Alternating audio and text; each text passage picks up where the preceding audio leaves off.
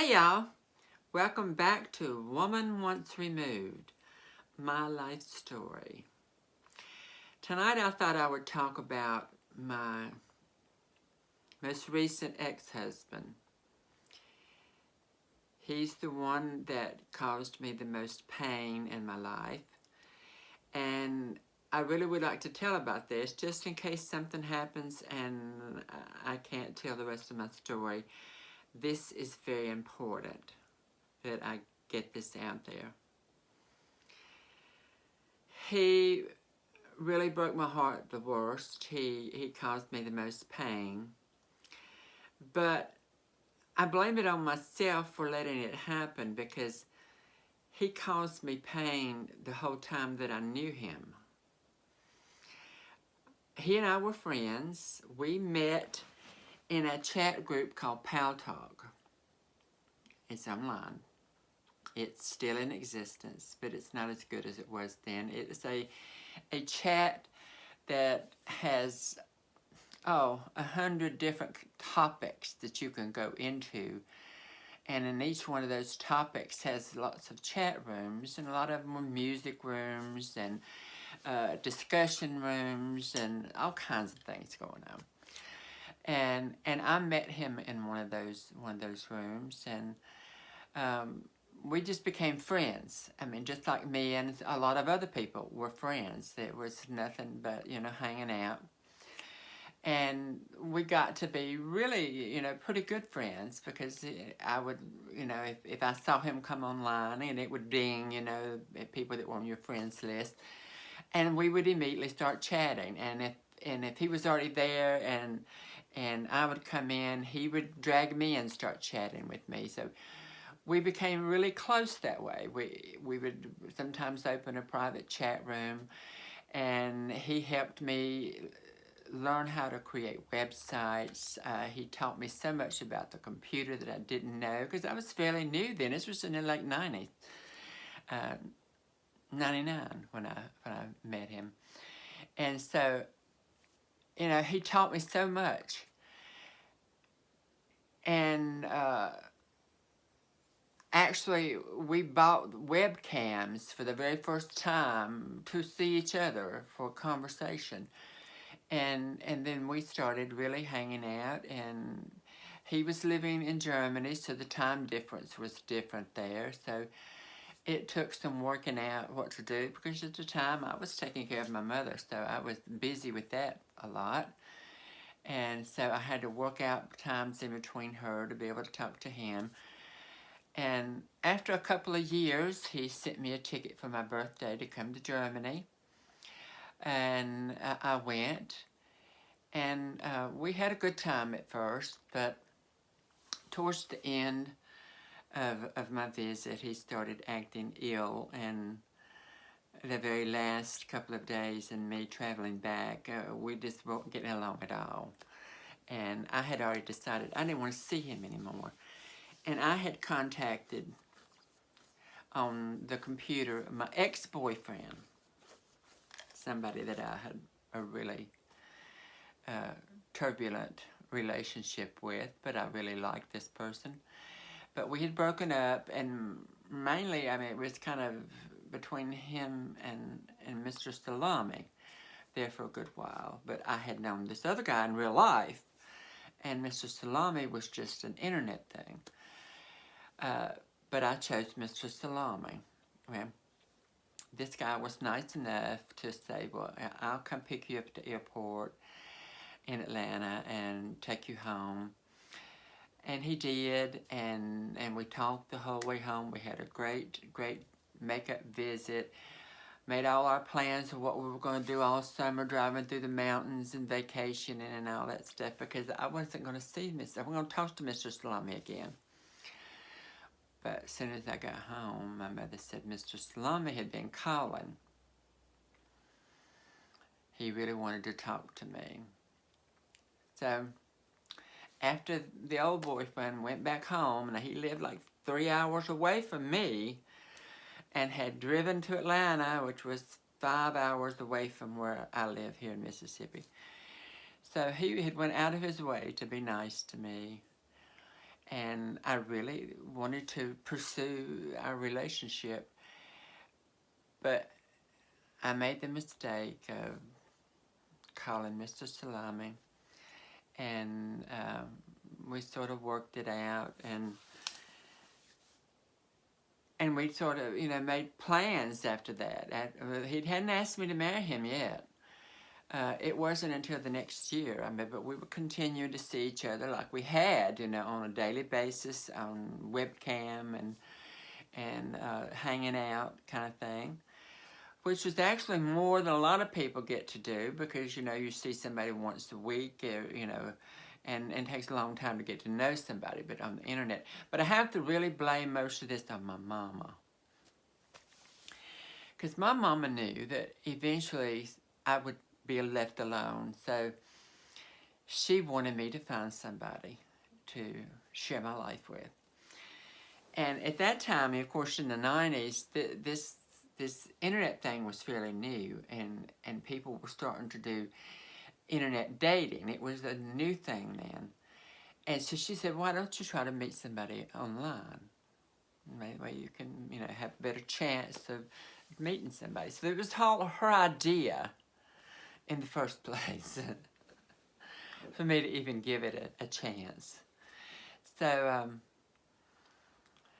then 2 years later, I went back to Germany after Mr. Salameh had asked me to marry him. He said, I'll pick you up in Frankfurt because I'm going to have all my stuff taken care of here. He had been going to school part-time and had finally got his degree in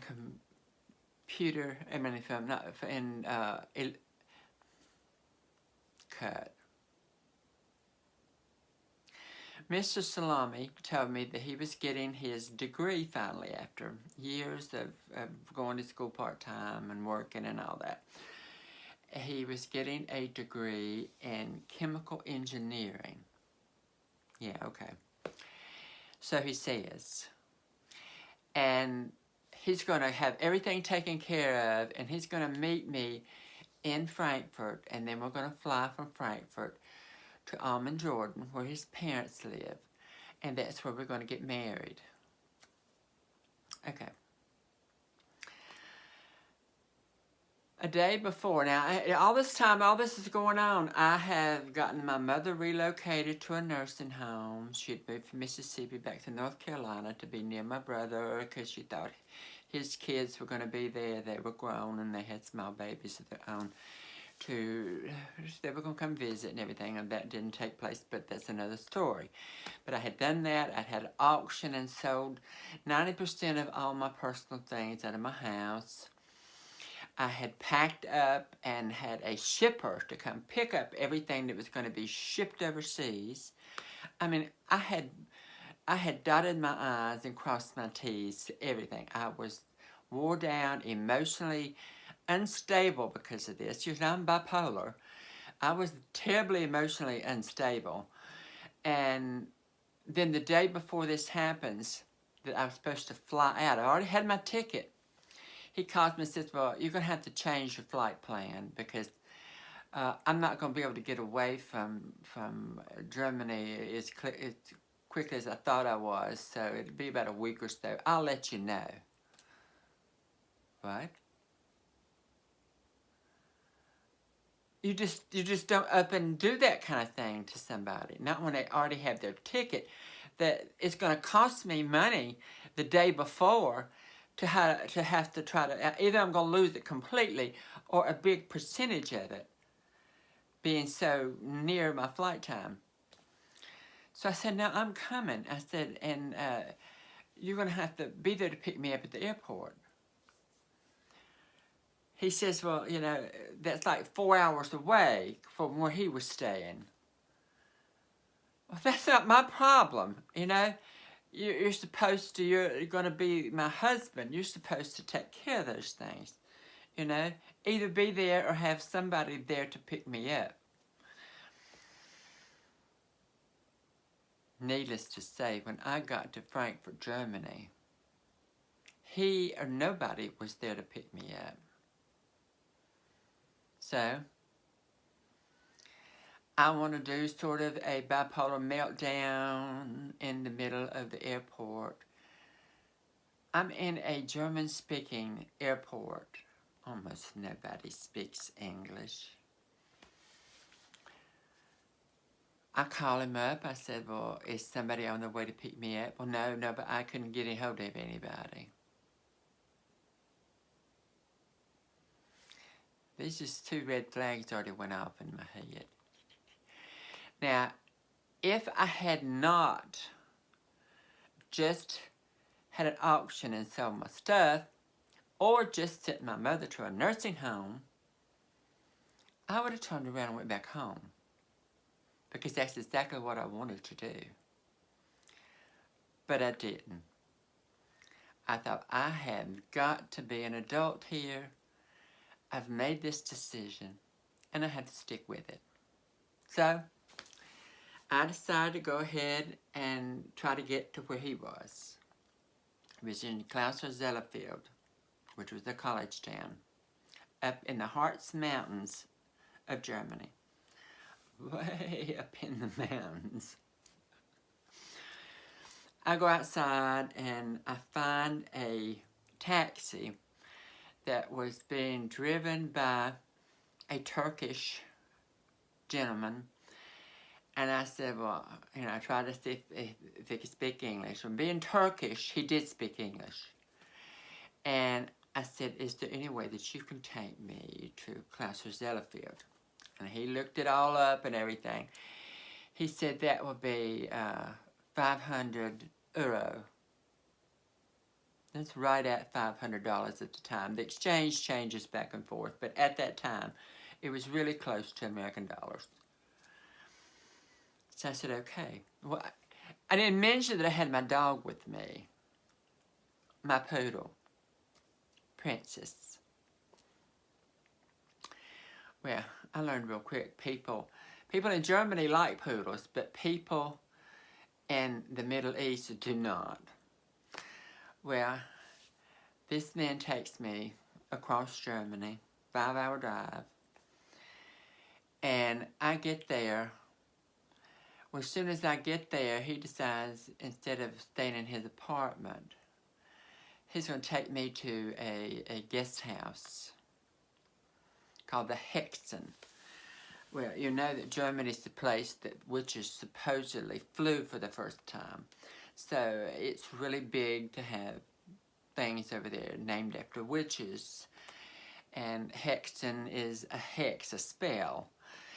It was a beautiful bed and breakfast. And he stayed every night there with me, and it was about a week. And I got to go back into the town and see places I had seen when I was there the first time. And I just kind of put up with everything. I thought, well, And then we left on our way to Amman, Jordan. Well, he's told me all along that for one thing, we have our own house when we get there. And for number 2, that his family know that we're on our way and that we're coming to get married.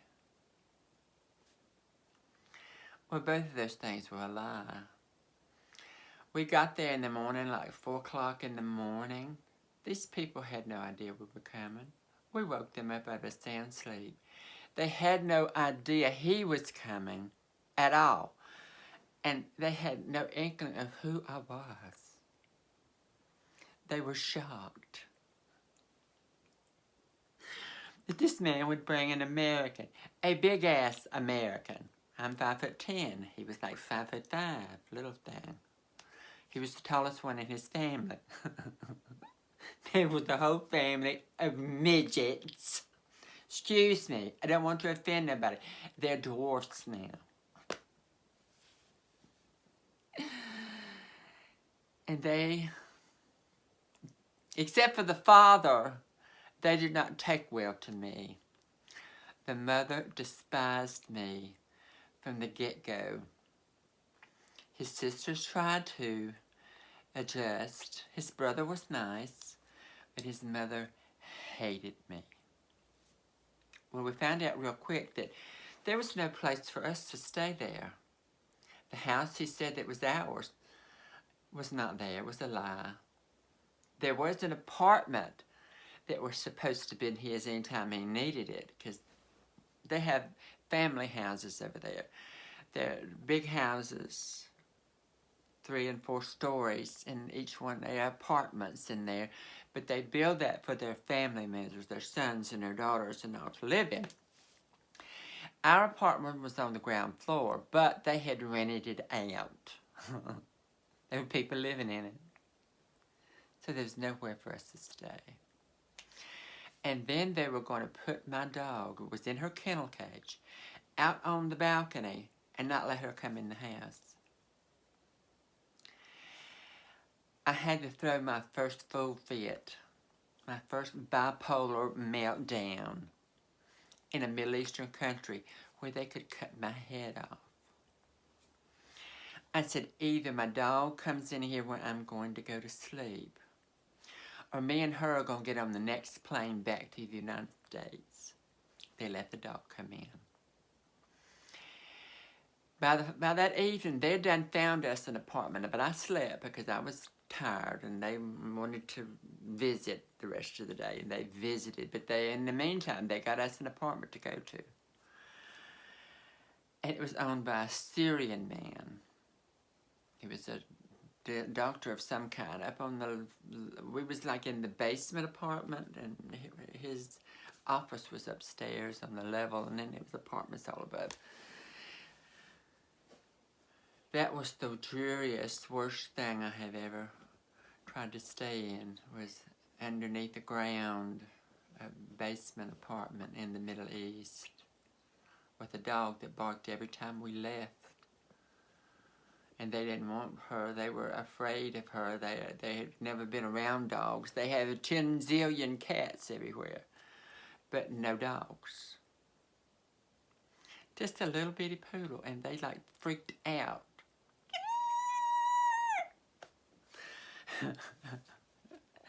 If you want to get those folks in battle, take dogs.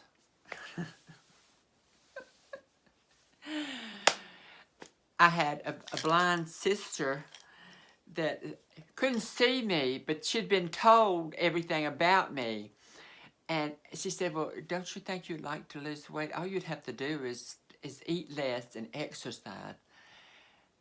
At my age, I had tried every diet known to man. Is she going to act like I was an idiot and had no idea that I could actually lose weight if I tried? This was not going well at all. And it was just getting worse as time went on. And like, I was over there a year of the worst experience of my life. Eventually, they got the people out of our apartment that was on the ground floor of the family house. So I had taken my money. I'd had the place renovated, painting and floor covering. First time in my life that I was actually able to order draperies made especially for swags and all this kind of stuff. They were the most beautiful draperies I'd ever had. But they were going to fuss at me. Even the painter was going to fuss at me. I was telling him how I wanted the walls. I wanted a top color down below, and for the last 12 inches at the top, I wanted it painted a cream color because I couldn't get a border, and I was used to having pretty borders and things, and I wanted to break things up and make it look pretty. He says, you don't do that. You might paint the dark at the top and the light at the bottom, but everybody's house in the Middle East is painted white or light blue. And I didn't want that. I wanted my color. Well, I finally got it. And when I went looking for furniture, they could not stand it. I had to have exactly a certain style of furniture and a certain color. Because I was decorating. His mother thought I was one evil bitch. I I went up and down stairs in all these furniture stores in downtown and I went in one and out the other until I finally, after a week's worth of shopping, found exactly what I wanted. And when it came all together and they stood back and they said, wow, decorate our apartment now. Gosh, what, does people not have a mind for, you know, balance and color and all that kind of stuff over there? I don't know. But everybody in the family had to come and look at our apartment because it was so beautiful. They had a party down there so everybody could see the finished apartment. So, finally, well, another thing, that apartment had supposedly a little garden around the side of it. And it had a metal gate. All these places in the Middle East, they have these really gated houses because I guess there's a lot of thieves over there with spikes at the top where people can't climb over. And every backyard has a bomb shelter. So I was told all along while I was spending my money on decorating this apartment and buying this furniture and buying all these appliances because his money hadn't come in yet. Yeah. But I was buying and spending all this stuff. He wasn't spending a dime. Well, they told me I'd be able to use that garden. The very first day that we were there, me and my dog went around to the back, and his mother's on the third floor looking out the window. She starts screaming for my husband, who was not actually my husband yet, because we hadn't gotten married. But he lied to them and told them we got married in Germany. So, she had told us we could use that back garden, but when she seen the dog using the bathroom back there, she asked for the key for the garden. So all of a sudden, we couldn't use the garden. Do you not know that I wanted to pull every hair that woman had in her hair out? Because that was just uncalled for. She was mistreating me. She was the queen of her castle, but I was used to being the queen of my castle. So, that tension was rising. I didn't go up there very much, you know. He would eat lunch up there, and then I'd fix dinner in our place. I'd only go on special occasions and stuff because, you know, a good bit, they would come down and visit us. And there was a patio kind of thing outside. And all the floors were done with marble. And that's just how they do in the Middle East. All the patios and floors are marble. So it makes the floor cool. So we didn't have to have air conditioning, but during the wintertime we had to have heat because Oman is in the mountains. And even though it's a desert-like, it gets cold during the wintertime. It actually snows sometime there. So, like I said, the tension was rising, and I learned to really despise the woman. And I wasn't taking any medicine for my bipolar disorder, and once in a while I'd have a freak out, and I wouldn't go to the door, I wouldn't do anything. I would just shut all the windows and stay in the bed and try to sleep. I'd go through those depressions where I would just sleep all the time. And it was really hard. And the only thing that I did demand that we went out once a week. And he would take me to Almond. We were kind of in the suburbs of Almond, and he would take me by taxi to Midtown. I loved the city because it was historical. It was absolutely gorgeous. I mean, these ancient buildings and all these sidewalk markets and things. And even downtown was the amphitheater, the Roman amphitheater that had been built 2,000 years before. and I got to go there. You know, I really enjoyed the history of the area. I think I would have enjoyed it more if I had lived in the American sector. I mean, they have areas and a mall and everything. I never seen the mall. It was on the other side of town where the Americans lived. I had lived with the Arabs.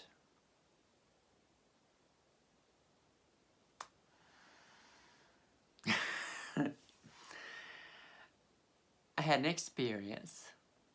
I'd not take anything for the experience, but I'm glad that I never have to do anything like that again.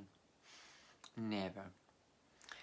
Well, we finally got worked out to come back to the United States. By the time he mentioned coming to the United States, I was all for it. I didn't realize it was going to turn out like it was. I thought it was going to be a different situation, but I was glad to come back. But I learned real quick that he was never going to work with his engineering degree. He couldn't find a job anywhere. So he started mowing yards and doing landscaping and that kind of thing. And then my cousin, Miss Jean, who worked at the bank, put together a cleaning contract with the bank. So he went in and cleaned the bank every afternoon until somebody, about, I guess, a year into it, decided they wanted to give the contract to somebody else. So somebody up and said they were afraid to be in the bank alone with him. I'm a 5'5" little man, little ugly man, you know. So he lost that job. Well, until that time, he didn't want to have anything to do with the local Arabs that own convenience stores. Finally, I talked him into going over there and talking to them and going to work. And he did. But that was really our downfall because he got to more into his Arab ways again, because he had lived in Germany for 18 years. So he was more westernized. But the more he was around Arabs, the more Arab-like he became. And then his father passed away. Once his father passed away, his mother was able to put these guilt trips on him real bad. And that's when our problems began. I mean, he was always an ill sort of fella. You know, there were times we had good times, and up until his father died, we went places together. And we went shopping and out and doing things, out to eat and things like that. But after his father died and his mother started working on him, it's just we didn't do anything together. Nothing at all. And then he went overseas. He says his mother, who I knew had breast cancer and had to have one of her breasts removed, he says that the cancer had come back and that he was going over there to be with her during the surgery. And it just went into months and months. And finally, his mother sent me an email. Her English is not that good, so I'm presuming somebody, her nephew, or not nephew, but her grandson, is the one I'm thinking sent it, saying that she wanted to make Nadal, well, shit, I'm going to say his name. Most people already know his name, but his name is Nadal. Wanted to make him happy, so she had found him a wife who could have him a family, children. Well, he had told me when he first asked me to marry him, and I said, listen, you're several years younger than I am. I said, you're probably going to want a family. No, he did not want a family. He did not like kids, and he did not want children, and he definitely did not want to marry an Arab woman. Now, all these things he promised me before I agreed to marry him.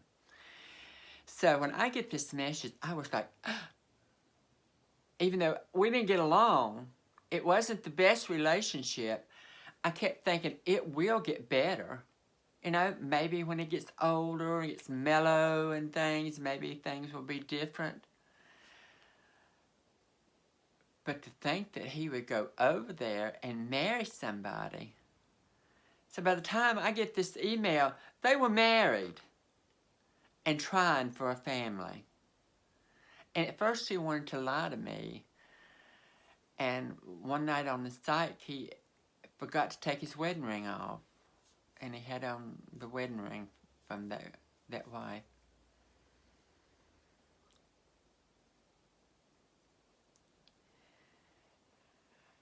That's one thing I never worried about with him. I mean, I trusted him in that way. I really believed that he was my forever husband. And I was having to deal like most wives have to deal with after so many years, a cantankerous husband. But now I was dealing with a cheating husband. Well, I know they can have 4 wives in the Middle East, in the Islamic religion. But it is also in the Quran that the first wife has to okay the second wife. She has to first know about it and say it's okay before he can do it. So they were saying, well, because of Islam we can do this, but we can go up against Islam by not even letting you know anything about it. So then he wants to come back and try to work things out. And at first he says that he's divorcing the other woman, that was a mistake, that it was his mama's fault, and that he was trying to please his mama, and that that's not what he wants. So he comes back to the United States. He works for 3 months, and then he says he's going back overseas. I said, you do whatever you want to do. I said, but either you will give me a divorce before you leave, or I will have them waiting on you at the airport for bigamy. And our lawyer happens to be our local judge here at the courthouse. I said, don't you think I won't want to call him and see how fast he puts something out against you? Whether he could actually do that or not, I have no idea. But it scared him enough to pay for a divorce. But he wasn't wanting a divorce. He was wanting to have a wife over there and a wife over here, like most of them do.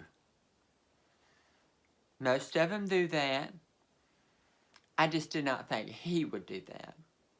But even little 5'5" dwarfs with big heads and a little short body, you know, they'll still do it too. So, that's my story and I'm sticking to it. It's been hard for me because honestly, I was in my 60s. Who wants to think you think all these years that you've put up with bullshit and you've wasted your life on somebody that you thought was going to be there in your old age to hand you something to drink, and they've left you for a woman half your age? I was devastated. I did not want to go through this. I went first into a bad depression. Not out of love for him, but just out of the whole situation, not expecting it, not thinking that this was going to happen to me. Not to me. I thought I had just took care of everything. I had made sure everything was going to be okay. And all of a sudden, in my 60s, after being a complete legal and physical woman for 40 years, I was having to deal with another trans issue. Because if I had been genetic and could have had children, it would have happened. It would have happened because I'd have never married him. That was the worst mistake I ever made, was meeting and marrying that man. So, That's my story. The worst relationship I ever had. Bye.